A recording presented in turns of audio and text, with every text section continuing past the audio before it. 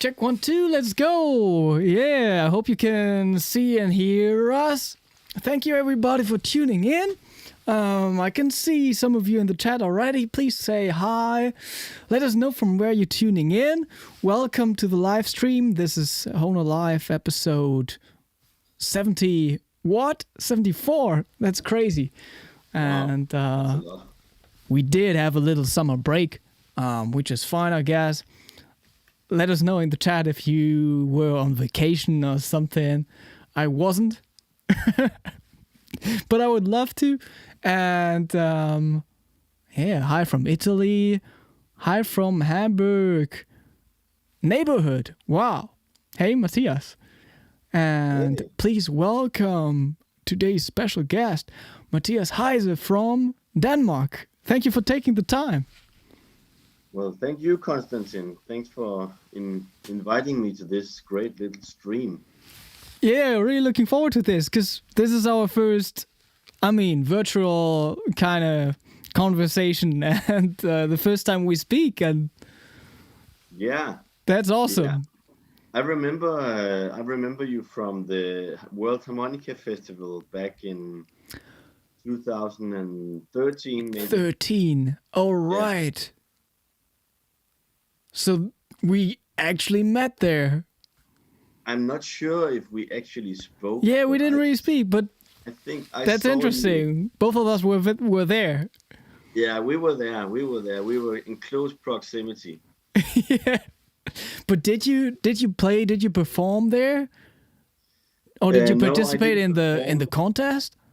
Yeah, I was in the contest, the Jazz Chromatic Harmonica contest. Oh yeah.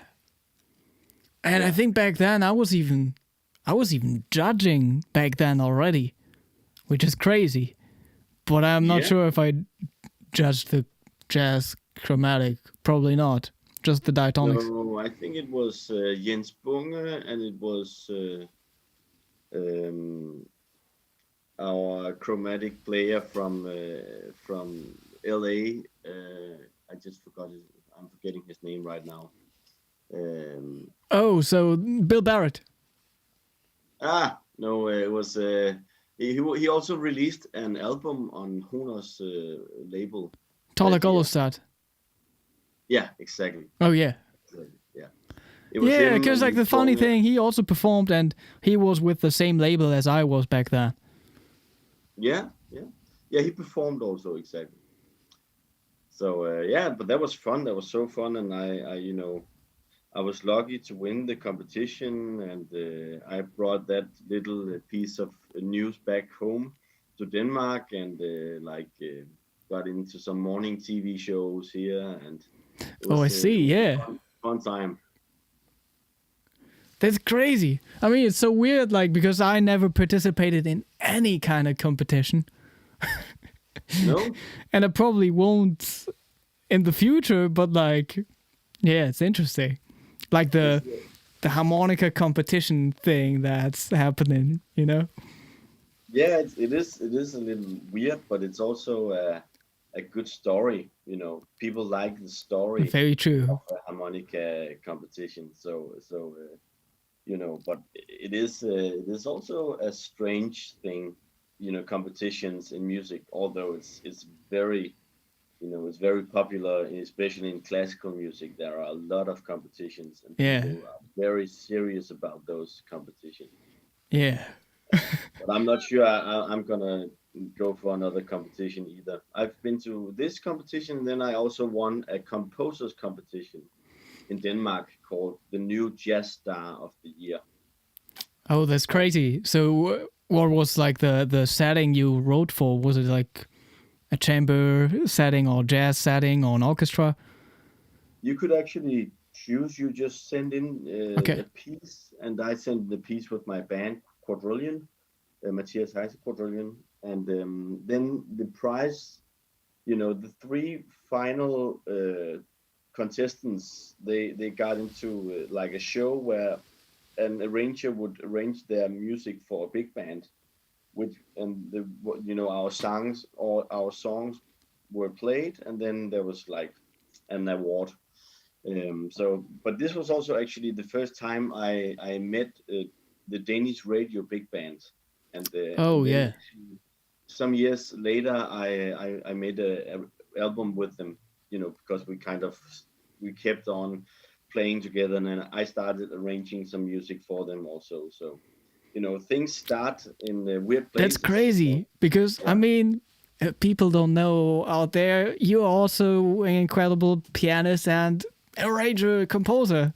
I mean, I just checked it out, like your new record, Quadrillion, which is also what the band is called, yeah, it's like a kind of like a self-titled. relaunching, yeah, of the band. Yeah, we like the band name so much that we had to make an album called Yeah, Corbitt also.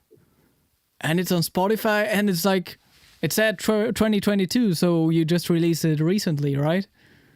Yeah, we released it earlier this year, actually, in the spring. Yeah, it's incredible. Like the pieces make so much sense, and it's all original music. Yeah, exactly. It's and thank you so much. That's great to hear. And likewise, I was listening to your albums also while doing the dishes earlier, Oh no. and I was very very impressed. You're such a great player, and you're doing things with the diatonic that I think have never been done before. So that's so great. Do you play a little diatonic? I do. I started out as a huge fan of Howard Levy, and I was Wow. doing How the did you band. how did you discover his music back then? I bought a DVD that he made, like a DVD where that was teaching the diatonic harmonica, and it was very old. It was from the 90s, I think. Oh And I yeah, that was like remember the new directions for diatonic harmonica, I guess. exactly that's the one. And I listened to that, and he played on it. He played Autumn Leaves, so it was all. That was actually also the first jazz thing I played on the harmonica. That was Autumn Leaves because I saw him do it. So that's where I knew about him because I'd been playing the blues a lot, but I was kind of getting into more harmonically complicated music. So I Yeah. wanted to like widen up my possibilities, but I found it very difficult to play chromatic on a diatonic. And also my teacher in the music school, he said that I should start the chromatic instead to be able to get around a little easier. So I did that, and then when I applied for this thing called MGK, which is a musical course that prepares you for the conservatory, I also had to play the chromatic harmonica to get in. So I I started, see. practicing a lot on that, and then it just took over because it it was, I guess, it was more me. I liked the fact that I didn't have to spend so much time getting the notes, that I could just get them and then focus on what I wanted to play. Yeah. So one of your music school teachers was a harmonica player then, or not? No, he was playing the vibraphone, Okay. but But he he was was like, you gotta play the chromatic. yeah, exactly. That's it. And I sent him clips of Howard Levy and of Carlos Del Honco, and he was just not that impressed. He was like, "Well, Oh, that's interesting. fine, all, but you have to play the chromatic, and you have to." So yeah, he kind of he had an effect on me. But also, I'm glad because I think the chromatic is more my instrument than the diatonic. So I don't complain about it. Yeah. So I mean, of course, I did like follow your musical path in terms of like the stuff that you put out on YouTube and stuff, and these crazy harmonica duets you did with Jacob too. Yeah.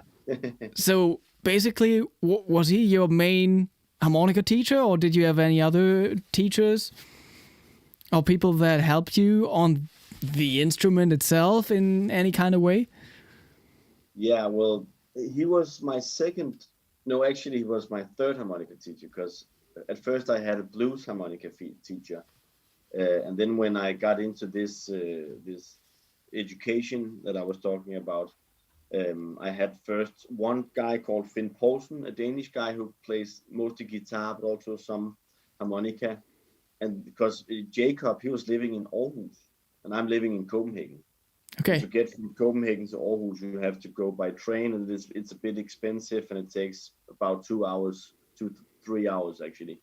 So it was That's a lot for Denmark, I guess. Yeah. for Denmark. That's a lot. So we tried to avoid that. But then on my second year, I got in touch with Jacob, and he was my teacher for 2 years. But we were, of course, we were also just hanging out and playing together because, Yeah. I think we were teaching each other stuff, because, I had, of course, been checking a lot of things out that he didn't know, and he'd been checking some stuff out that I didn't know, and we just found each other and found the passion for the harmonica. And so afterwards, after he stopped being my teacher, we just started playing together. And we had this band called Remembering Toots, of course, a Toots Thielemans tribute band. And then we did these harmonica duets, yeah, that were really fun because it was a big challenge to make a harmonica duet be fulfilling because we had such a narrow range, going from the middle C and up, and you can't really play chords. You can play some chords, but you can't play every chord.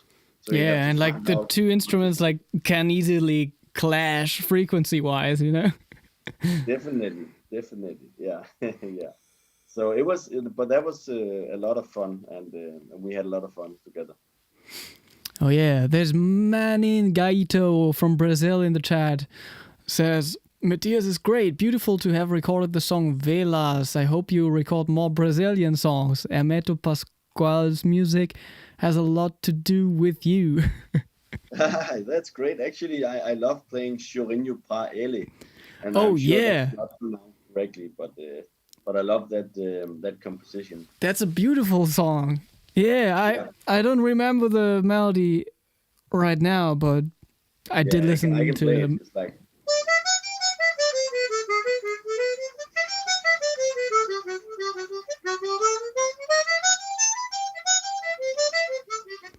Oh yeah. Yeah, there's this beautiful album. I don't know if you've checked that out. By who's that mandolin guy? Hamilton Giolanda. I don't know how to pronounce his name. Yeah. With a pianist, and his name is something with M. I don't know. Okay. I think I even I follow him on Instagram or something, and he followed back. But yeah, I don't know. But the album is actually called Gismonti Pasquale or something, because they only play pieces by Hermeto Pascoal and Egberto Gismonti on that record. Mm. And it's a beautiful sounding duo with piano and mandolin.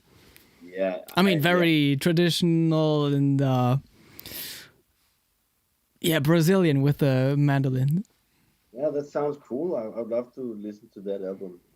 And Hermeto Pascoal is just such a great composer. I remember I saw a video where he was playing the tonal, patterns of people talking. So he was making music just by listening to how people which notes they were accidentally hitting as they were just talking plainly. And, so he started the whatever YouTube trend, or there were many people after him doing that, right? Exactly. I think he was probably the first, because this is way back. This is in the 80s. Oh yeah. I think he did this. And now, of course, Mono Neon, he has been doing this a lot. I think he has hundreds of videos. That's true. And it's also just a beautiful thing that there's so much music when and also very advanced music when we are talking. It's the most hip jazz lines you can imagine. It's just us talking. Yeah, and I guess like, I mean, at the same time, some languages are more interesting than others, or like there are huge difference between the languages for sure, and like between personalities and like how people speak. Like, That's so true. That's so true. I think actually the Danish language is one of the most boring languages to transcribe because we're just, the same. I mean, The Germany same isn't any better, I frequency guess. all the time. What? I think German isn't any better, I guess, but A little better, maybe. Just a little bit. maybe. Yeah, I don't know. Oh, I actually came to my mind. Memari. Andre Memari. Yeah, Ah, Andre Mamari. this guy. Oh, a little back. Oh, yeah. This guy. Nice, nice. And they are fantastic. I love the album. Like, it just like, the recordings sound really good too. Yeah, cool. Have you ever played anything from Pasquale? Oh, definitely. I just like forget the names of these tunes too fast. Yeah.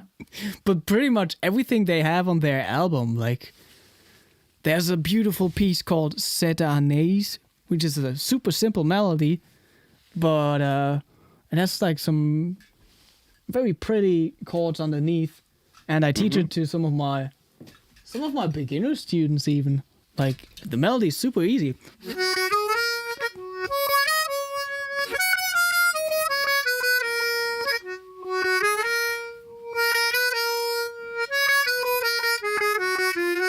It's just diatonic, but like, it's a beautiful piece. Yeah, nice. Because you got some chromatic, like, diminished chords in between, and like major chords with thirds in the bass and stuff. Yeah. That's Like the regular beauty stuff. yeah. But that's a whole world in itself. The harmonization of melodies can just you can do infinite. There are infinite possibilities. It's beautiful. Yeah, so how about that? Like, I mean, you are composing a lot of pieces. You're a arranger and you play the piano. Like, was that an instrument you played before the harmonica? No, actually, I started the harmonica as when I was 8 years old. Okay. So that was the first. I played the violin when I was 5, and I quit that, and then I picked up the harmonica because there was this guy Amin Jensen, a Danish comedian entertainer who was playing some blues harmonica, and he was doing stuff. He put the whole thing in his mouth and oh yeah, I saw some of your press pictures and you with you and the harmonica in your mouth. Yeah. And like, man, like, just like after seeing that, I tried again, but like there's like no chance for me of like putting the whole instrument in my mouth. Yeah. It hurts a bit. I have to admit. Yeah, you have to you have to hold out the pain.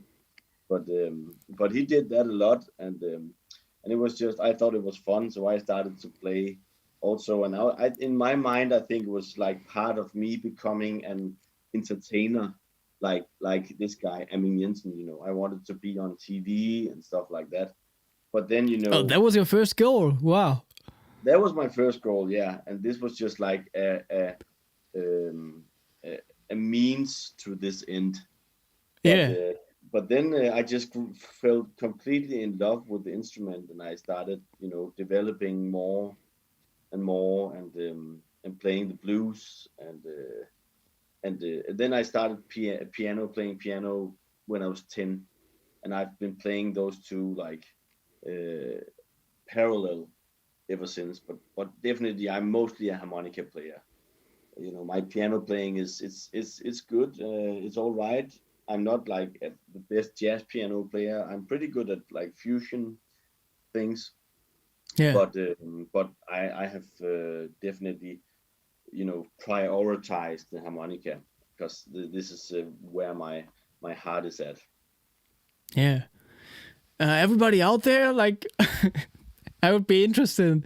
Like, let us know in the chat if you are able to put the harmonica into your mouth, like the diatonic, not the chromatic.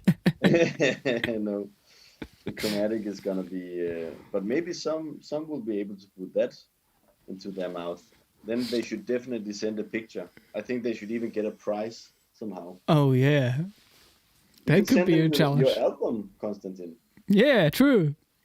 We can also, I mean, we already do these monthly harmonica challenges on the harmonica Discord server. Yeah. And I mean, one of the next challenges could be just sending a picture of you with the harmonica in your mouth. eating the harmonica. Yeah.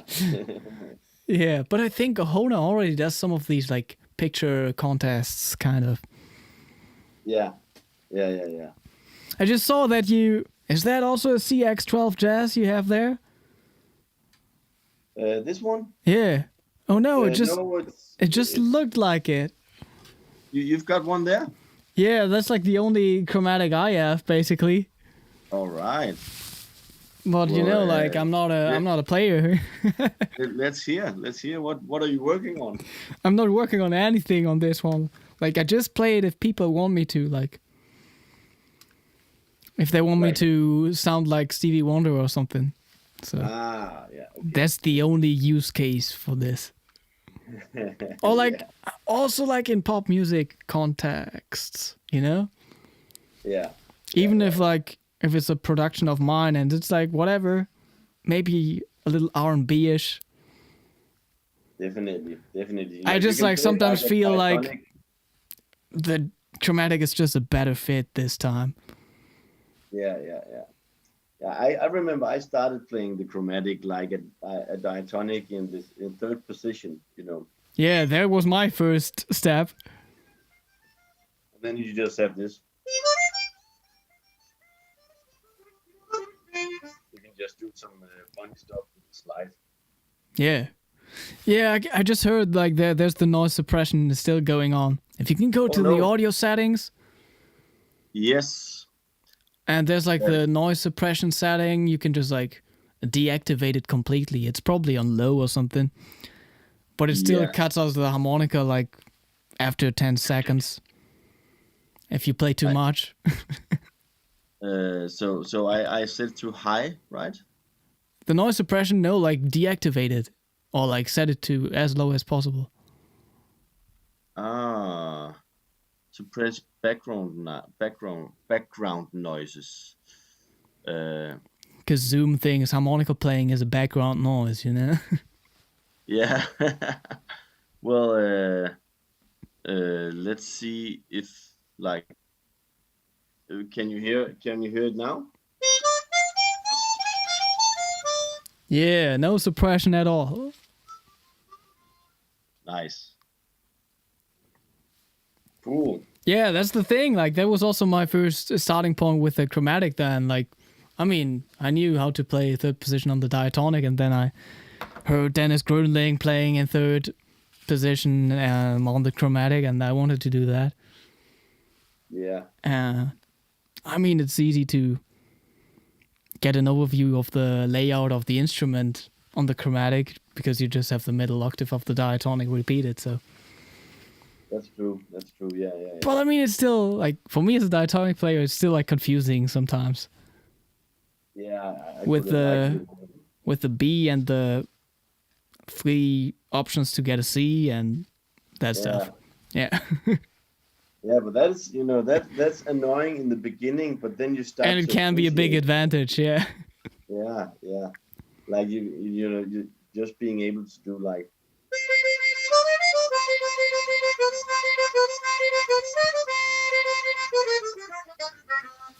Yeah, that's like diatonic.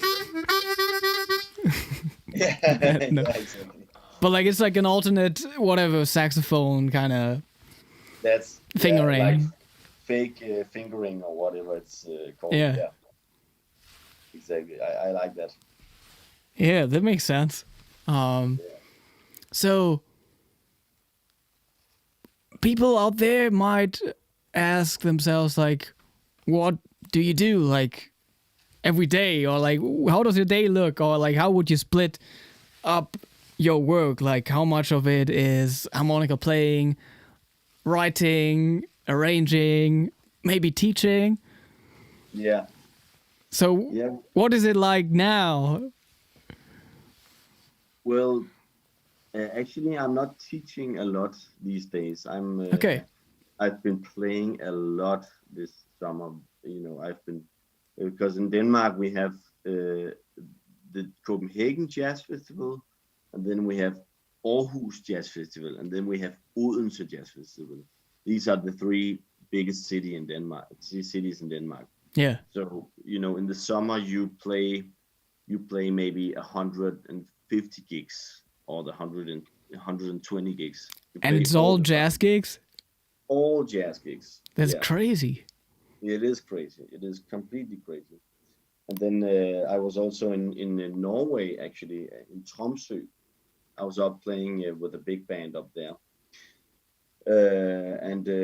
So yeah, I've been doing that. Then I've been doing some recording work. I've played on you know, there's going to be a Christmas TV show in Denmark, and Okay. the bad, you know, the how do you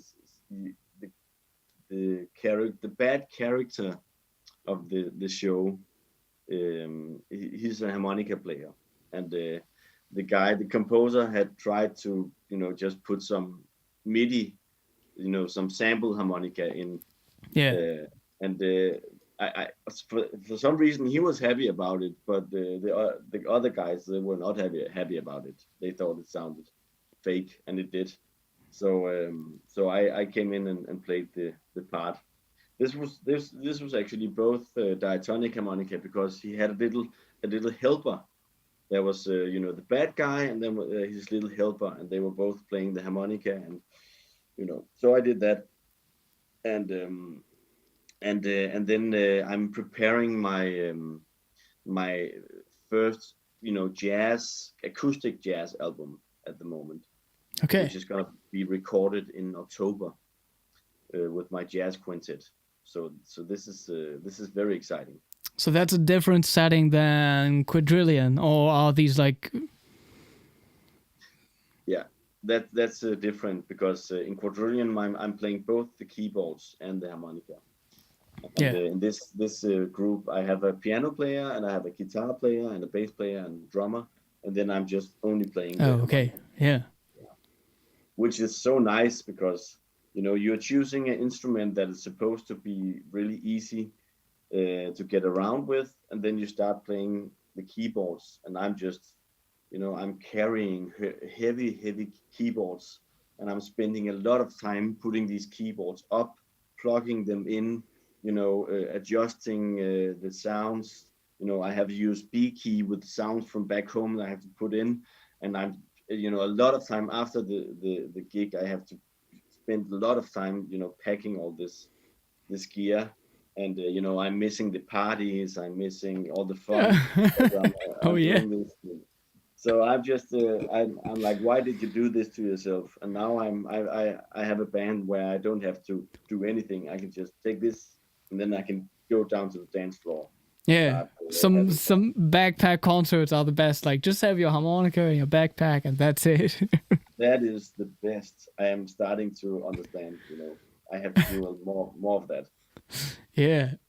But that's crazy. Like so many jazz gigs. Would you say there are a lot of jazz fans in Denmark, or like what's the jazz scene like then? Well, you know, Denmark is a very special country, because we have such a big welfare state.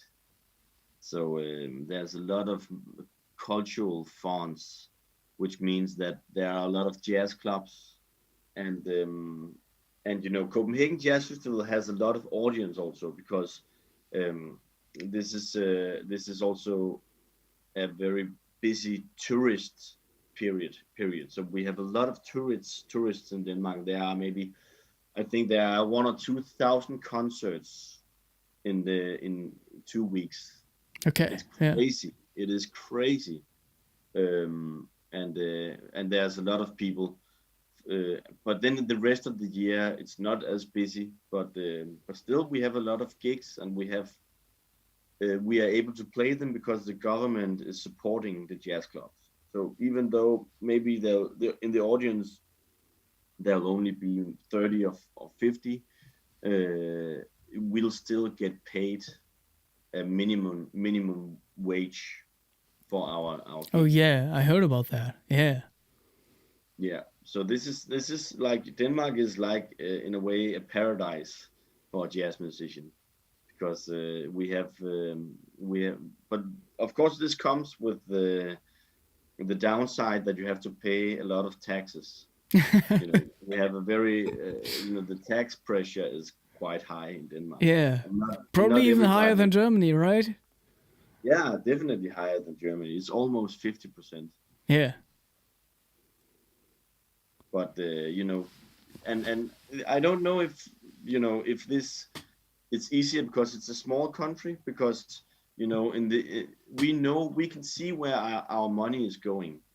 Like we have a sense of, my money is going to the hospitals, to the libraries, to the Yeah. the infrastructure. It's going to the culture. It's going places, and I can see it all, and I can use it, or I get the benefits right away. But if you are in a very large country and your money is going to distant places where you don't you Yeah. don't get to experience the benefits, then it's harder to accept a very high tax. Yeah, So I that's think true. maybe that's why Denmark is such a success in that regard. Yeah. I mean, right now, like talking about that, like I actually feel like the smaller country does have something to do with it. Yeah, I think so too. So yeah, but I love. I also we're very close to each other. We are Denmark and Germany That's are so just true. Like, have you right ever next to played each a concert in Germany? other. Actually, I've only played a few concerts ever in Germany, which is really annoying. I haven't really found my way into to the German music scene, but it's definitely a thing I want to do. It's one on my bucket list for the next year.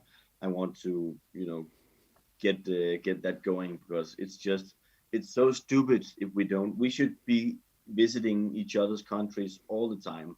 It's good for It's kind of just weird. Like, like everybody from up here in the north of Germany, like people are playing concerts in the south of Germany, which is like whatever, like how many hours? 8 or something?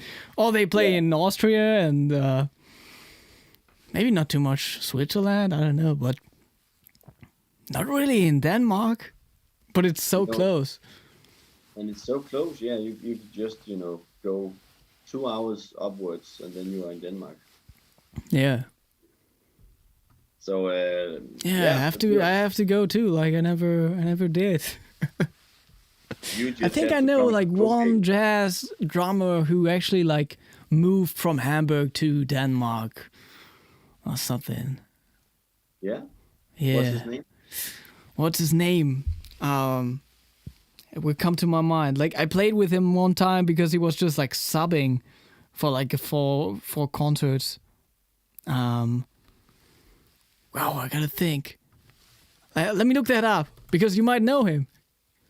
I definitely could very well know him. I mean, people know each other in the jazz music scene. That's true. Yeah. Let me check. Oh, his name is Konrad Ulrich. You ever heard about Konrad him? Ulrich. Yeah. And he's a jazz drummer, He's a jazz drummer, yeah. and he lives in Copenhagen. I think he moved over to Denmark, yeah, and I'm not sure if it's like in Copenhagen. But maybe it's in Jutland. Could also be, right? Is that another city? Oh, Jutland is, Denmark is comprised of Jutland, which is the mainland that is together with Germany. Oh yeah. Okay. And then we have the two islands. We have Fyn, and then we have Sjælland. And Sjælland, Sealand, that's where Copenhagen is at. Yeah. So to get to Jutland, you have to drive through Fyn, and then you get to Jutland. So there are maybe some Could be true. commas over there. Yeah, I don't know. Because I don't know his name when I just hear it. But that's interesting. Yeah, I didn't know about the names of these two islands. Yeah, that's that's for sure. You have to get a bit of Danish geography now that I'm here. Very true. Yeah. Oh yeah, Matthias also says, I would love to hear you in Hamburg. You should do a concert here. Yeah. Yeah, I mean, there are so many nice venues. The jazz music scene is pretty good in Hamburg because they have this fantastic music school which is supported by a rich guy who's a big jazz fan. And he even supported building, just like a jazz venue, like in the middle of the city, right next to the lake, which is beautiful. And Nice. you can do like indoor and outdoor concerts there. And it's like next to the music school, which is like a beautiful building in itself. Yeah, and that really like helped the jazz scene to grow. And like he achieved the goal because like it was basically like studying there in the master program was like a, how do you call that? I forgot the name.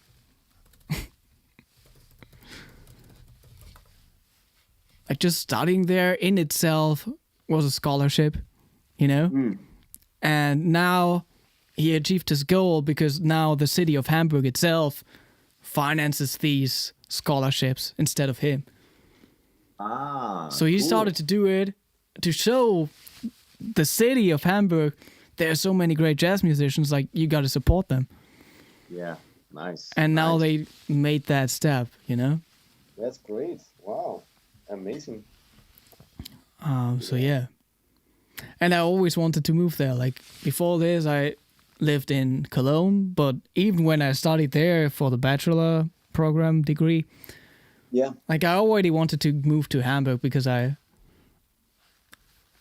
knew most musicians here. yeah.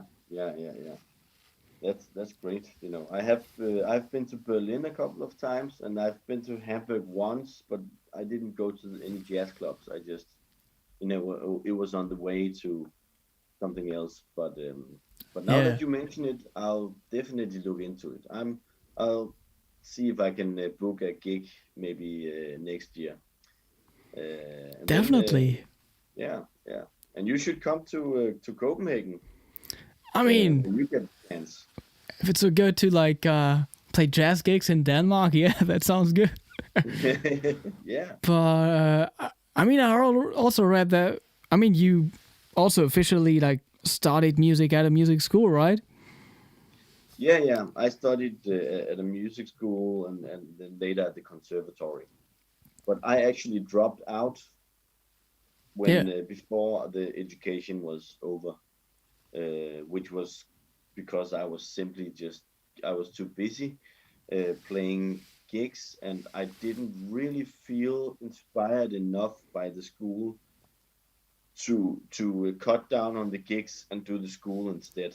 Yeah. So, but this also means that I've been, playing professionally for many years, and I kind of sometimes wish that I could go back to the school environment because, being in a school where it's just about improving your music and experimenting is just such a great thing. It's such a great place to be.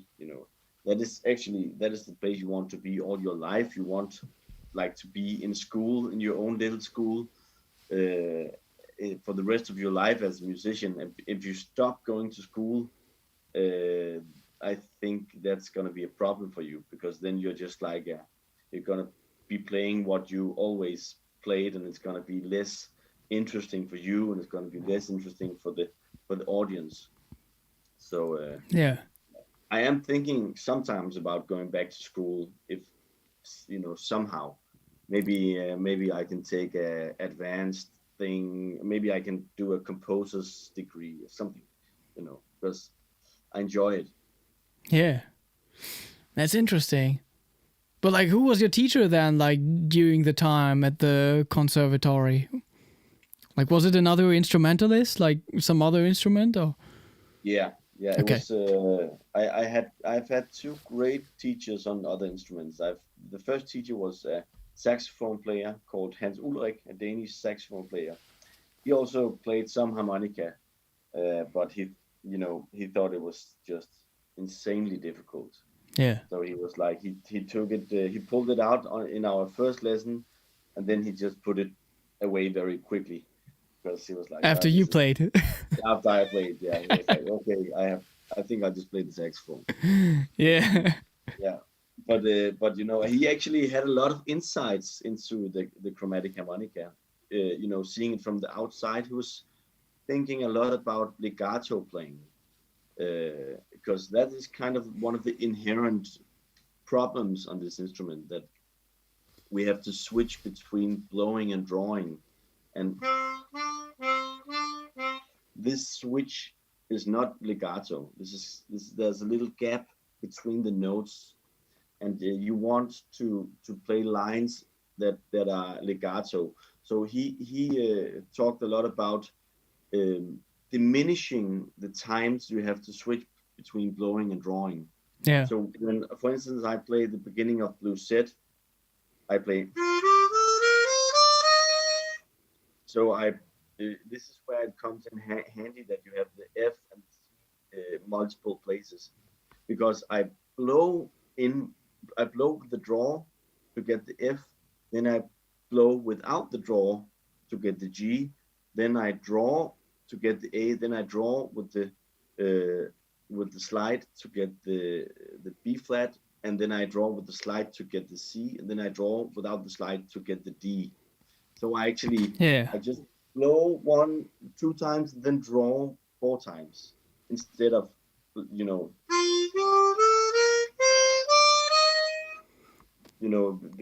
just playing the natural notes as So without there the will slide. be. Yeah, that's how I would like. That was the first thought that would be easier to think for me as a diatonic player. Yeah, exactly. So this is and in the beginning, that's how you have to learn where the notes are at, and you have to like visualize them, and then it can be easier just to play them where they are naturally. But then when you start getting into it, it's very interesting to work with when you're using the slide and when you're not using the slide. Yeah. So yeah, so that was my first, and he also, another thing he said to me was, when you play 8 notes, you have to play them very evenly. You don't play, in jazz, if you play a Yeah, swing, true. you don't play. You have to play.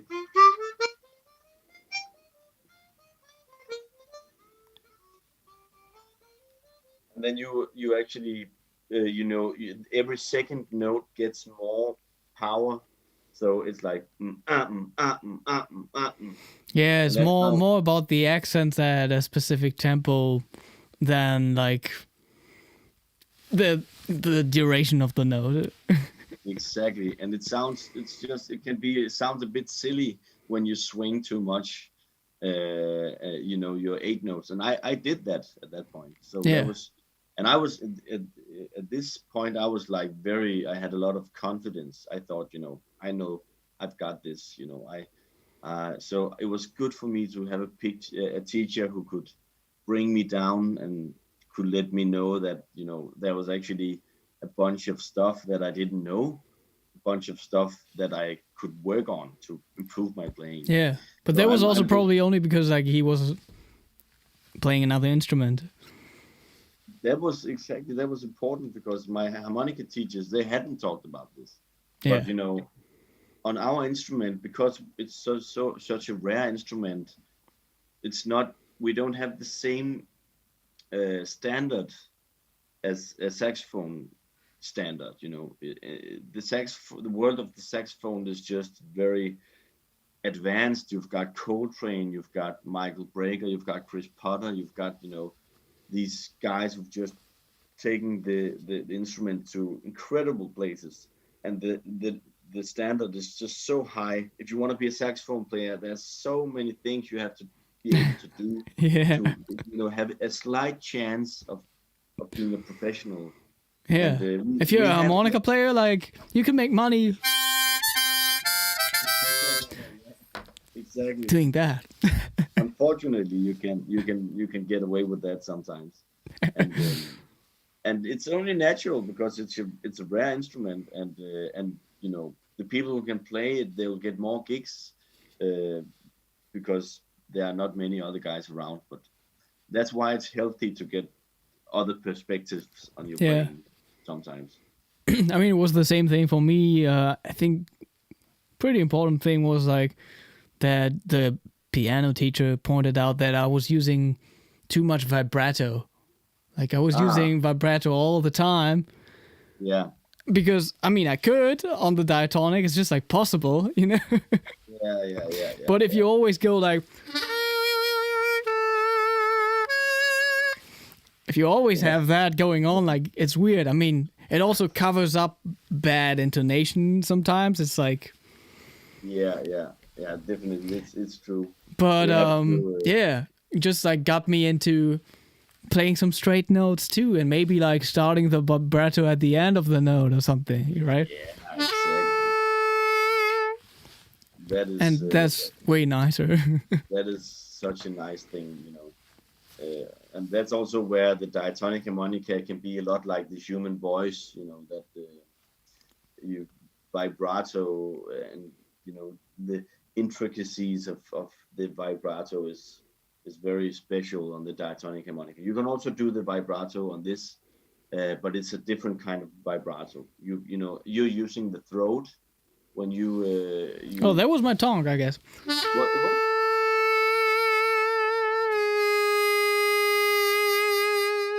That's your tongue? Yeah. Isn't it?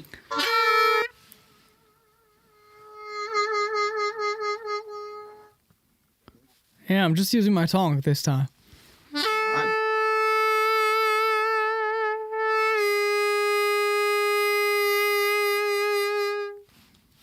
That's beautiful.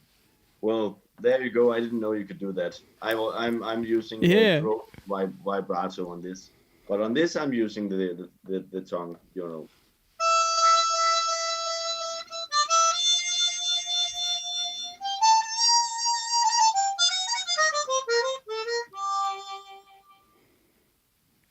Yeah. Yeah, I don't even know if it makes sense to like do like crazy throat vibrato on the chromatic. I think like who does that a lot, or at least like throat tremolo, is Franco Luciani playing a lot of tango on the chromatic. Like with these octaves, like having that kind of thing going on, which is crazy. It's like crazy control of that because it's like kind of useful in tango. Yeah, he can make some crazy sounds on the chromatic harmonica.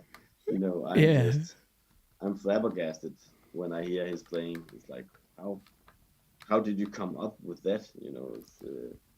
It's very good. But actually, you use your throat on the chromatic in the bottom holes. It's not very nice. Yeah. Yeah. The tongue can't really do a lot, but Yeah, the tongue is like pretty useless down there. yeah, exactly. So you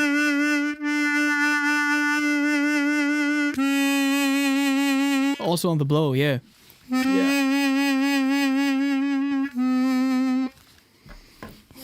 And if you have like, I mean, at least you can bend there a little. Like if you go to a blow note on the diatonic, like lower octave, you can't really like get the movement of the pitch. It's like only kind of a tremolo, kind of air, whatever. Yeah. Which is nice, but it's something different. Yeah. definitely. Yeah. But that's like a Carlos Hunko thing. Yeah. The airy kind of. Exactly. It sounds cool. It sounds very cool. So are your harmonicas? Do you adjust them yourself, or are they Oh. handmade from No, the I mean, they are handmade. It's a mongrel. It's like a marine band. Like the comb and the reed plates are marine band, and like the cover plates are special 20. Yeah. Mm. And But they how are set up, and I mean, I still like do some additional work. Yeah. But usually they are really good already. Because I play harmonicas from this guy. He's from Germany for 10 years now. Nice. So he kind of knows what I like. Nice. One thing I never really got the hang of, is the overdraws. Yeah. Are you working a lot on the top octave with the overdraws, playing lines up there? I mean, I don't know. Like, all the stuff feels most comfortable in the middle octave, obviously. But it's pretty definitely possible, and like you can even like bend them like crazy, like the overdraws. It's like all about the setting. Like, Yeah. that's the 7-hole overdraw. Whoa.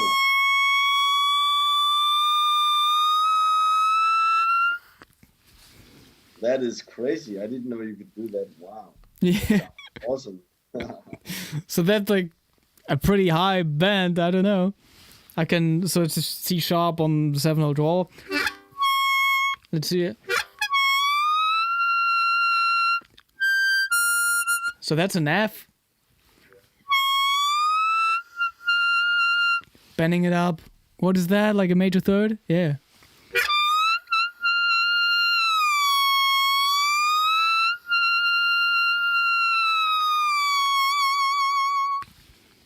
And you can put vibrato on them.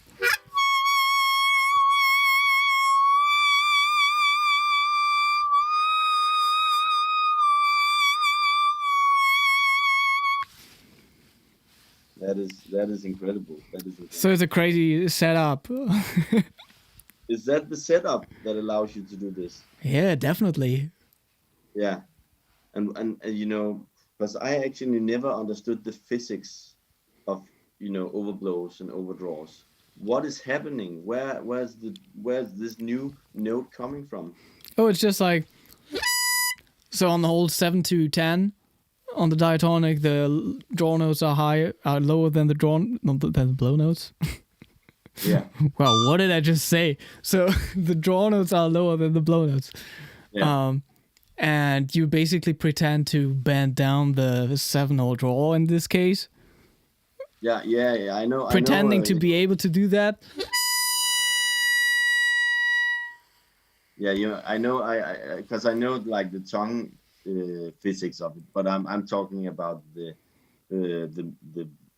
scientific physics. Oh yeah. That's what I wanted to get to. So like the first half of it, what I just did was like getting the draw reed. I mean, of course, if you draw on hole 7, the draw reed, which is the one you can actually like see if you look into the back of the harmonica, is vibrating, but like pretending you're able to bend the note,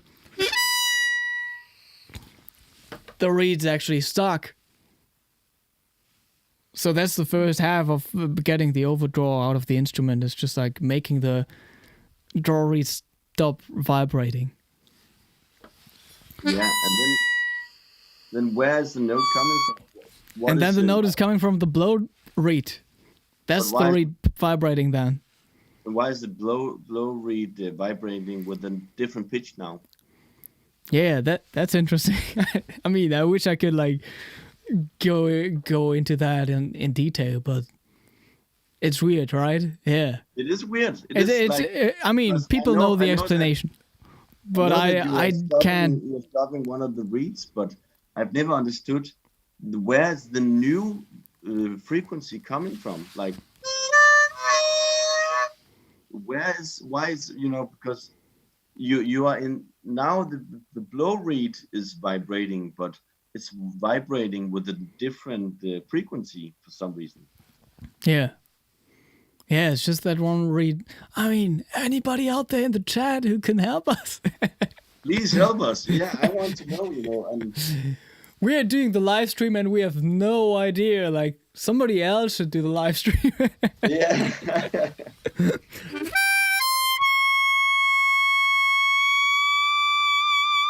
It's bluesy.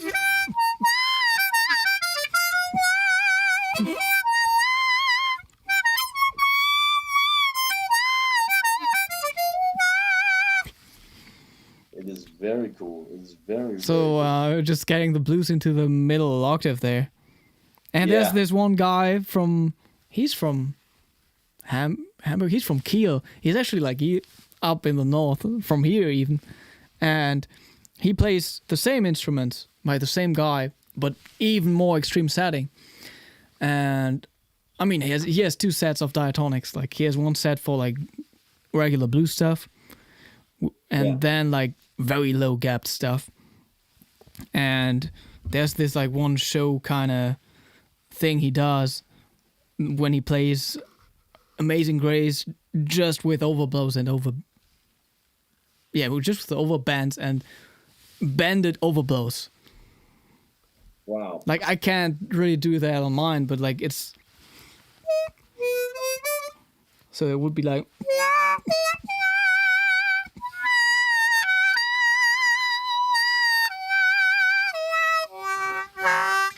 so he would even overblow the 3-hole blow, but I didn't set that up. Free. Yeah. Just for the purpose to get the D on an overblown note instead of playing the regular one. This is wow. This is really next level. And I think that is one of the cool things about this instrument. It's just magical that this is possible. Like, what other instruments can you think about where suddenly there's a whole line of notes, of shadow notes that were never intended to be there, but somehow we, with our tongue and our mouth, are able to squeeze them out. Yeah, and I mean, like, it's so special. Like, it's like so sad that I sometimes like forget about it, or like I don't appreciate it enough, you know? Yeah, it is. Yeah, it's really a great like story and a great like some kind of. Because like if you get too much into the instrument, it's like second nature and not very special anymore to you. But it's so special for so many people out there, you know. Yeah, but but that's the thing. I think we have to be good at explaining this. Because when people hear a guy playing Amazing Grace only with overblows and overdraws, they'll maybe just think, you know, this is a weird sounding harmonica he's playing. You know, they don't understand that he's actually producing only notes that are not there, but that are a consequence of some kind of physical, weird, like weird effects. I mean, make it fun explaining, but I had to start doing it during the concerts, like playing classical concerts. Like there's like always a section where I'm just like explaining the instrument. Yeah. And it helps, like people just like, yeah, they are just like happy about that. Getting to know something about it, like. Best thing would be if they could try to play it themselves. Yeah. Then they would really appreciate what you're actually doing, because you know, that's when people people hear me play and they are usually they are impressed and they're like, oh, this sounds great. But people who have tried playing the harmonica themselves, they are just so much into it. They are like so flabbergasted, because they know what is actually happening, and that's just such a big difference, because it can seem like when you're doing something you've been doing for 20 years, it seems easy, and it is Yeah. easy, but it is only easy because you've been working on it for 20 years, Yeah. and you forget that yourself, and or sometimes the audience forget that, and the ones who remember it are the ones who are starting on the first year or the second year of the instrument, who feel like this is some kind of voodoo magic happening. How is this, that that is possible to get this far on the instrument. Yeah. Yeah, that's true. And then like I have to get rid of that thought, like also like I mean that's like social media, but like not being scared of playing easy stuff Mm, or like posting easy stuff. Like just because I'm like, oh yeah, that's like easy. That I can like play a melody like that and upload it and whatever.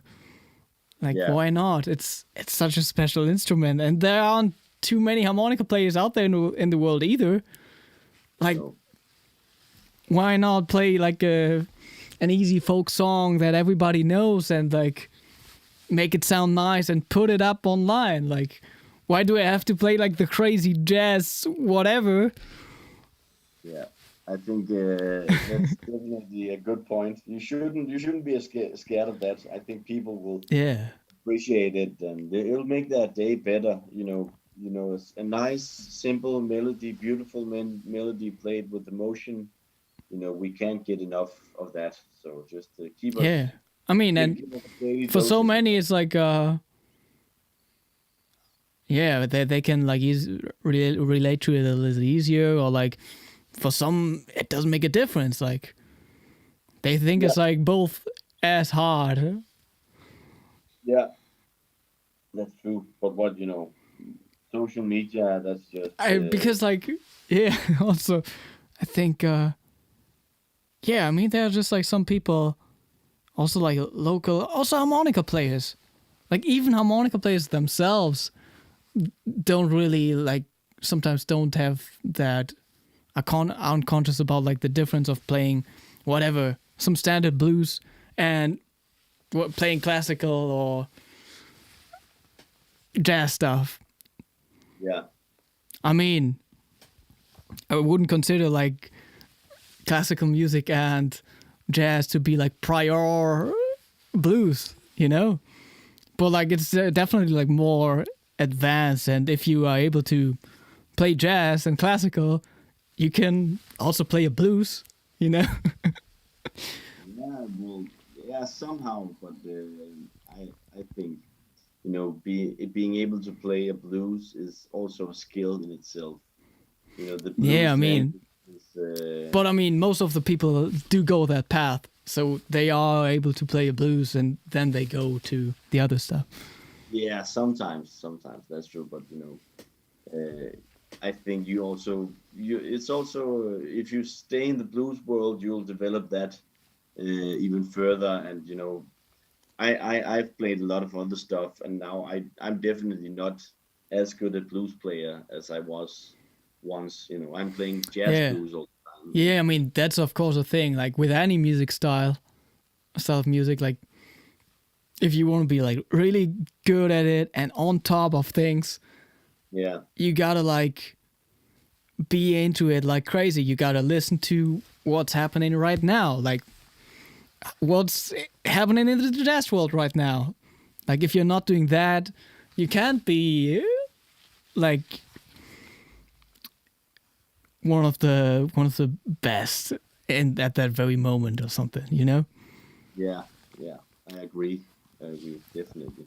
And it doesn't matter like if it's like folk music, like if you aren't listening to what's happening in folk or in like country music, like you can't be like the country guy. Like it's not No, no, possible because like there is always some development going on in the music definitely, and definitely. new influences and like ways of recording, whatever.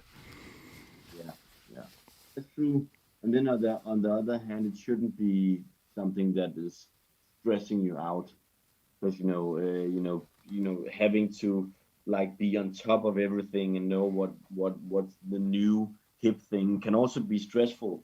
And the thing is that often let's say Kurt Rosenwinkel, for instance. Like he brought a new way of playing the guitar, and he was very influential.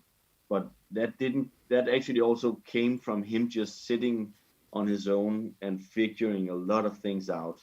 Like he's so being closed-minded can also be a good thing sometimes, because you get time to develop some new ideas and to take the consequence of your choices, and then the consequence of that consequence. Yeah, And yeah. I mean, in some kind of way, you gotta combine the outward influence with your personality.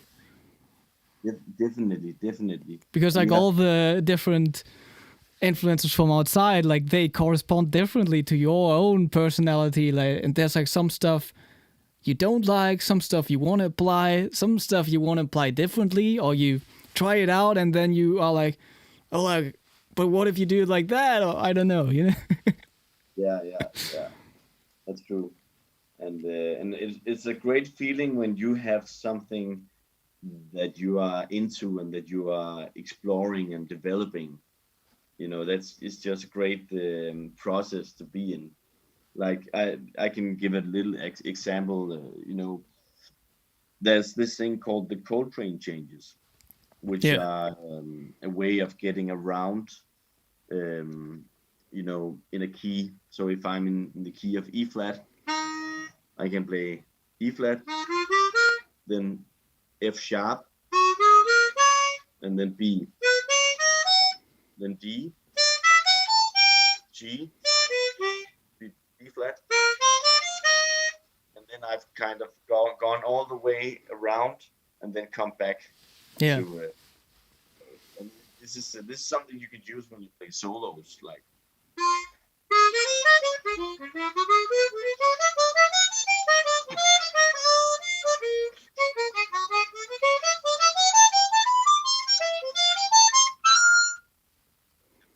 Like outside, but in a way that's logical. Yeah. I mean the strength of the triads is like definitely very visible, or like, yeah. Yeah, it is. It's such a great concept. But then I found out that you can also get around other ways, and one of the ways is you can play. You can play.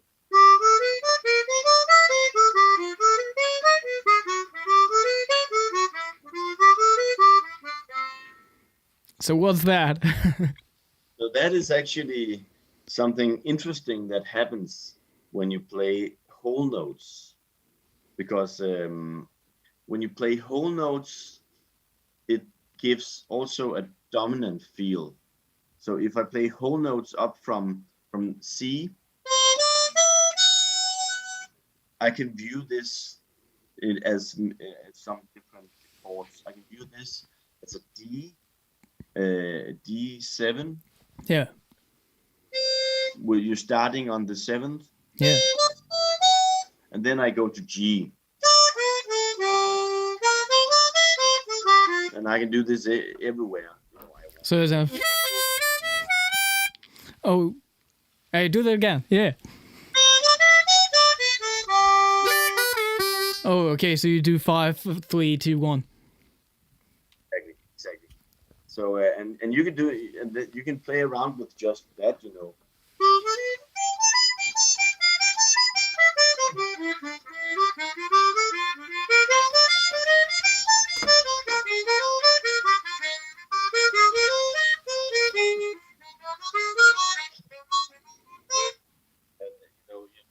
wherever you are, you can kind of do this. But then you can also think of it in a different way.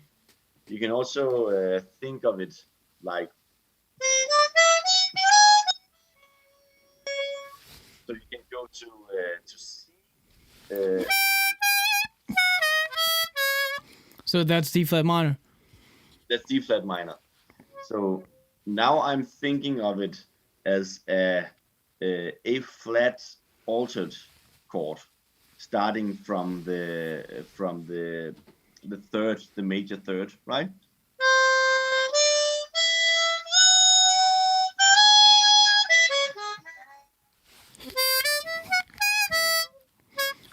Or was it? It was actually. Oh. Yeah, but it could also be the other. It's but then you have these two possibilities, and you can go to one place or another place, and you can get around in the different tonalities, and you can switch it up, and sometimes you're maybe playing.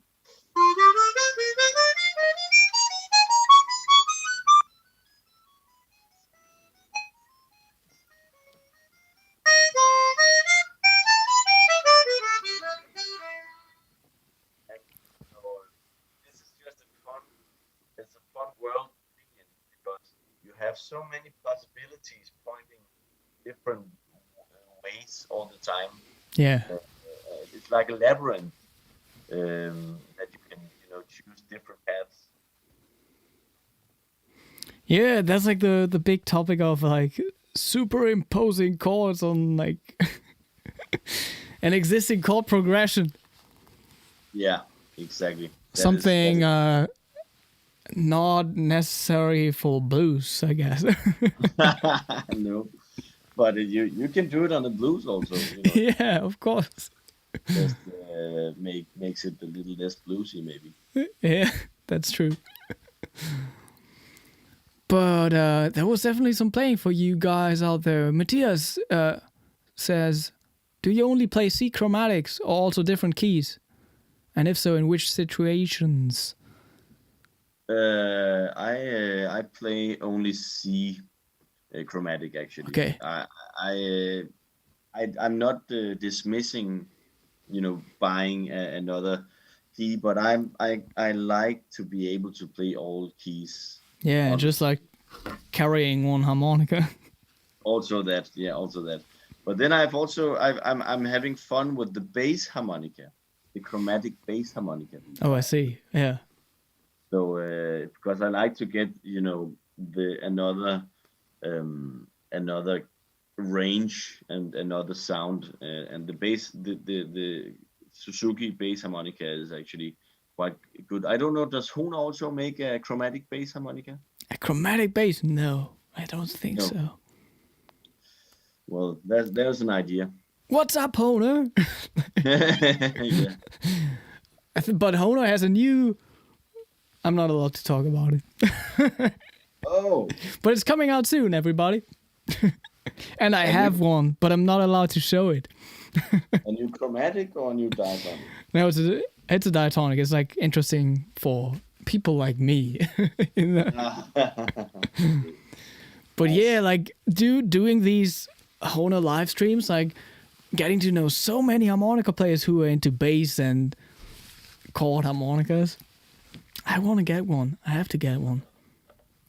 Yeah, I've this is not the big one. I can show it. Oh, I can use this little break for a little advertisement. Yeah. So we do these monthly harmonica challenges, and the next one is on September 25th with Isaac Corbitt, who's the most famous TikTok harmonica player right now, I guess. So his thing is recording himself to drummers, like only drum recordings on TikTok. And that's what the challenge is about. We call it Harp'n'Drum Challenge. You can upload your recording to the Discord server that I linked in the description box below. I'm gonna upload an announcement video to YouTube later this week. Explain some stuff, maybe record an example myself. And yeah, that's what it's all about. Mathias, are you on TikTok? I'm not on TikTok. Not yet. Yeah. But, it's time to move on. I know. It's, this is terrible, but I'm trying to do something there now. Yeah. Yeah, I'm not good at social media at all. So I've hired help. Oh, for real? Wow, yeah. Yeah, I've got my best friend's wife. She's managing my Instagram account. Okay. Yeah. So if people message you on Instagram, they talk to your friend's wife. No. Don't No, I worry. get what you mean. Yeah. I'm writing people myself, but Yeah.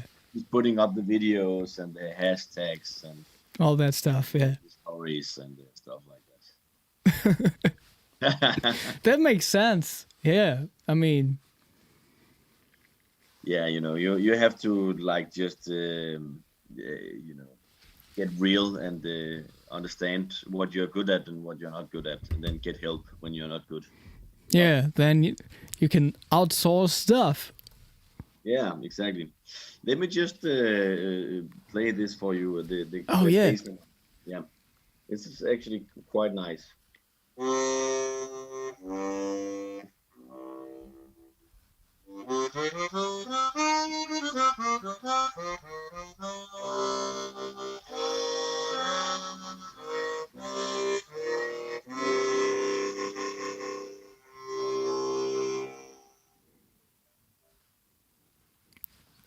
That must be a lot of fun because you also get like probably like so much more like a different kind of response in your mouth, like the notes resonating and stuff.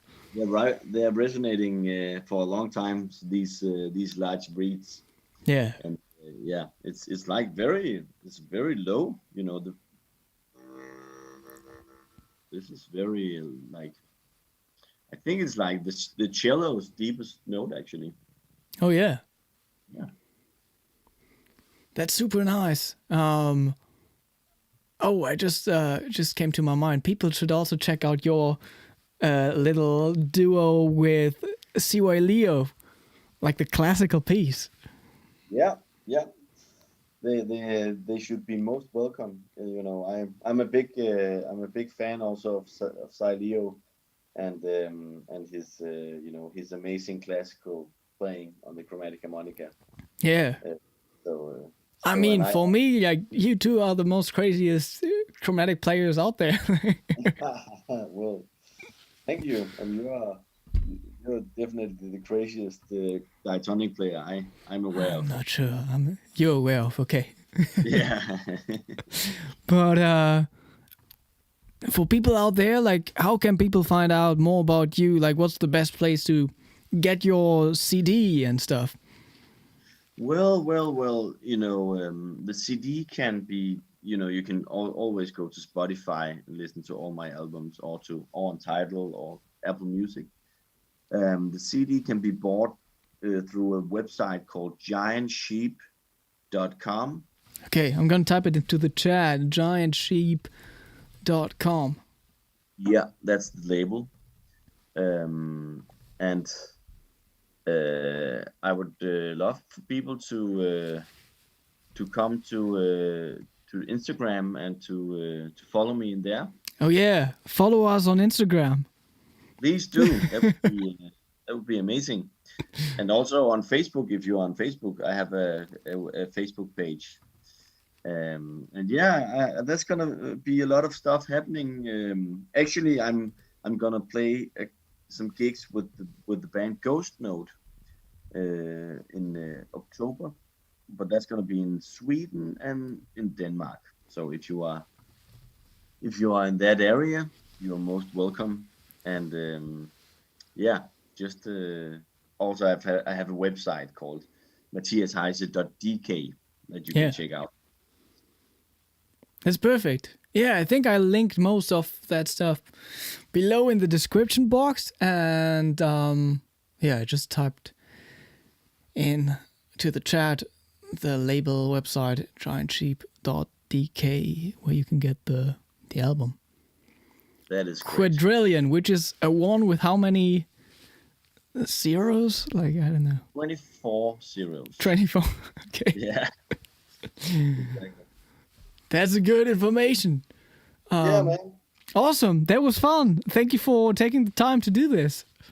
This was great, Konstantin. Great to meet you, and looking forward to next time. Yeah. And I mean, we're not too far away from each other. Maybe there's a harmonica event soon again. There's a harmonica festival in Berlin that I should also shout out because it's organized by Marko Jovanovic, who's a good friend, and he founded the first harmonica music school in Germany. Wow, great. And he does workshops and everything, and it's the first festival he does on September 24th and 25th. Or that whole weekend, Friday to Sunday. Wow, amazing. Well, I'll try to make it to Berlin those days. Yeah, I mean, we should just play at the next Berlin Harmonica Festival. Yeah, that would be awesome. I would love to play with you, Konstantin. Yeah, I will suggest that. Cool, man. Great. Awesome, everybody. I hope you have a wonderful night or day from wherever you're tuning in. Thank you. Next week, we're going to talk to... It will be a Thursday. And our special guest is Joe Powers. You know about him? Yeah, he's a diatonic player, right? I think he plays chromatic mostly. Oh, okay. Well, if I remember correctly, I met him in Estonia at the Harmonica Festival, and he did play a lot of classical on the chromatic. Ah, yeah. Actually, I never met this guy, but I know about him. Yeah, that's great. Yeah. Oh, Manin in the chat. We are going to organize a harmonica meeting here in Brazil. We would love to have you here, both. Fly us in. Yeah. Yeah. I mean, I would love to go to Brazil. My brother actually, he was there for a half year or something, some kind of student exchange. Yeah, I mean, just because of the music, obviously, Brazil and everything. It's a wonderful country and a lot of great music, and I've never been there, so please fly us in. Then or maybe just let us know how to proceed. Then we'll take it from there. Definitely. All right, everybody. Bye-bye.